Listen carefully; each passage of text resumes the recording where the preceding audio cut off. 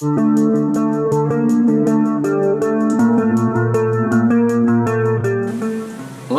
and welcome back. This is the rally wrap-up video that I wanted to do straight after the rally, but if you've watched the videos you know that I had a little bit of a mishap on the last day and hurt my shoulder and put me out of action for a few weeks. I'm really happy to have had all the support I've had through friends and families at the rally, but also through the YouTube community and online through different social medias. People giving me support, asking how I am, asking how the recovery is going, and I want to let you all know that everything's going well. Shoulder's healing up really well, got full movement, strength is returning, pain's very minimal now, doctor's happy with it, so I'm going to have a full recovery. Hope to be back on the bike in the next couple of weeks. It's going to give it a few more weeks to fully recover, get some more strength back in there. But I just wanted to say thank you very much to everybody. Really, truly means a lot to me, and I'm so happy to have the community and the YouTube community behind me. It just made such a big difference. Now, what's this video all about? Well, I've had a lot of questions from people watching the videos, wanting to know how the bike went, how I went. Pretty much that's what we're going to talk about today. First question on everyone's mind was, how's the shoulder? I think I've answered that. Shoulder's going well, thank you very much. We're going to have a full recovery. So the next question I got after how was the shoulder and how I going was, how was the bike? Here we are, just a quick look at any of the damage from the crash. You can see here there's a few scratches where the fence line grabbed the bike here across the plastics. Luckily, fence also grabbed around here, or unluckily maybe for me, stopped the bike dead and threw me on the ground. But that's why we don't have too much damage from the actual fence line. The tower's still rock solid. You might have seen the video that the display, my speedo, stopped working. That was because the impact pulled the plug out of the back. Didn't fall out straight away, but after a few kilometers on those vibrations just from racing, it did unplug itself. I fixed that back in, just simply plugged it back in. Overall, the bike was amazing, no damage at all from that crash. Finally crash tested the rear tank and my bracket there, or guard, that worked well. That's about it. You can see here we've still got some wheat left over from the rally out in the farmers' fields where we were. So I need to give the bike a good clean now. Get all this really nice topsoil off the bike, clean it up and get it ready for its next adventure. The bike performed amazing. I couldn't ask for anything more. Maybe could have asked for a few more horsepower, but for what we've got, what we're working with, it worked amazing. In that last day of the safari, in the morning I was feeling confident. You saw in the video I was getting a bit carried away racing Sam and racing some of the other guys. I had my mishap with the fence, hurt my shoulder, and I thought that was it for me. I thought my race was over, thought my rally was done. I pulled myself together and I thought, no, let's just push on, see what we can do, see if we can finish. Because I wanted to get the finishers medal. This is what I wanted to get. And this means a lot to me. From what I went through, not only the preparation and in the rally, but after that crash, I really didn't think I was going to get this finishers medal. And so that's all I had in my mind. I need to finish. I need to get finishers medal to show everybody that I can do it. I can put the CRF300 Rally in a rally and finish it. So to get this was incredible. Really proud to get this. The next thing that I wasn't expecting was to get this. Second in the class, in the adventure class. Smallest bike in the rally. Actually, there was one WR250R in the under 250 class. But this was second smallest bike. Definitely the smallest bike in the adventure class. There was Andrew Houlihan on a KTM 890 Rally. Plenty of guys on 690s, that type of thing. So I was at least a quarter of the size, a third of the size of most of the bikes out there.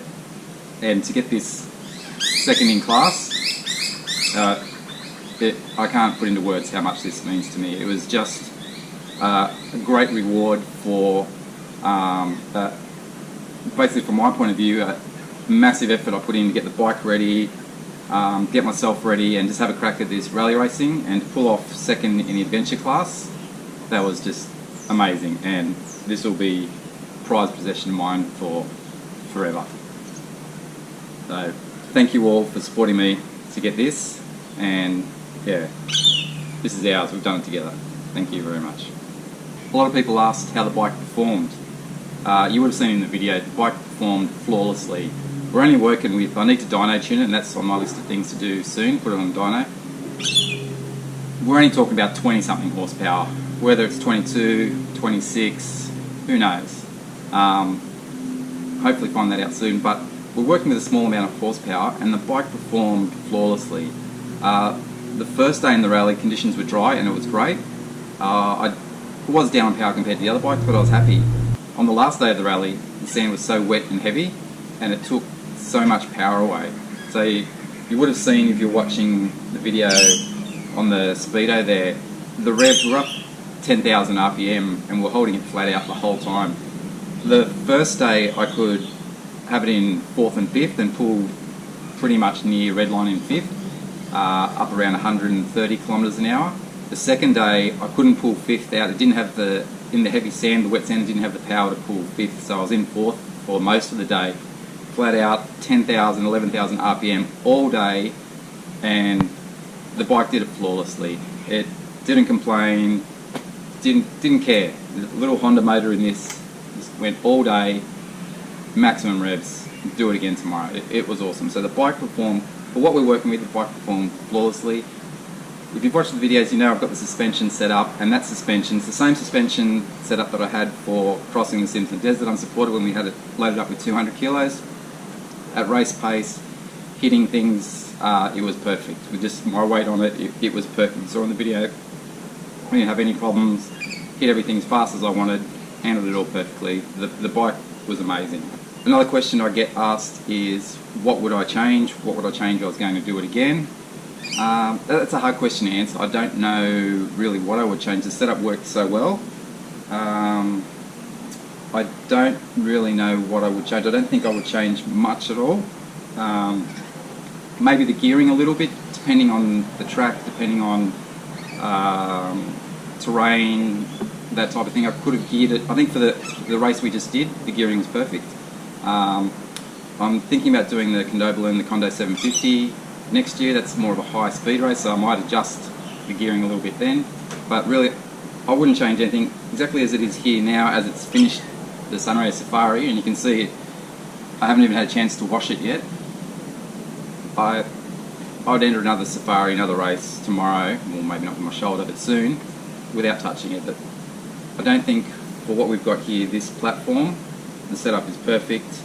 That's it. I wouldn't change much at all.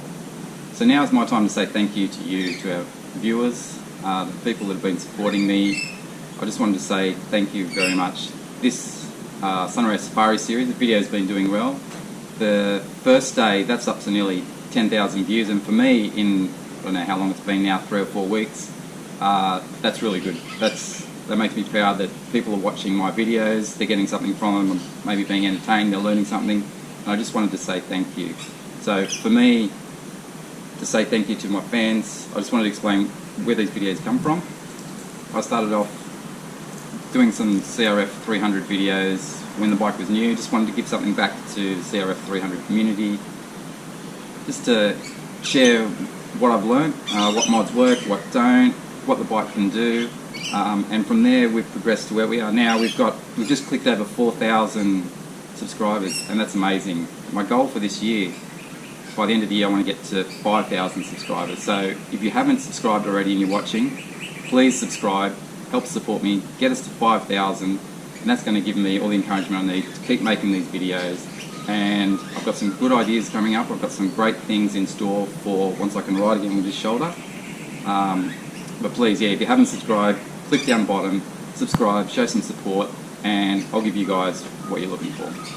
What's coming up on the channel? What are we going to do next? Well, as soon as the shoulder's healed, what I'm looking at doing is the bike in its current state, so with all the performance mods we did with the CBR 300 cams and the airbox, what I want to do is some back-to-back testings with my bike versus a stock bike to see what the differences are, and I'm trying to get a few bikes together, and we're going to do a bit of a comparison video between different levels of modifications and do some back-to-back testing on one little track I've got in mind, get a few riders out, swap bikes, see what everyone thinks, and just try to get a bit of more what am I saying, just trying to get a more rounded opinions of what works. One of the other things I want to do is, now that the bike's all set up, see how these mods work in a general trail ride adventure setting. So I'll take the bike out hopefully soon, and we'll do maybe a big day ride, maybe an overnight ride. I've got a couple of big rides planned for later this year, maybe early next year. So we're going to see how these mods work in real life scenarios, not just racing. So we know racing, it works really well, but how do they work when we're trail riding, when we're adventure riding? Is it worth doing this stuff to your bike? Maybe, maybe not, we'll find out. But so this brings us to the end of the video. Just wanted to say thank you so much for supporting me, for watching. Stay tuned, we're going to have more coming, and yeah, that's it. Thank you so much. Thanks for watching. We'll see you next time.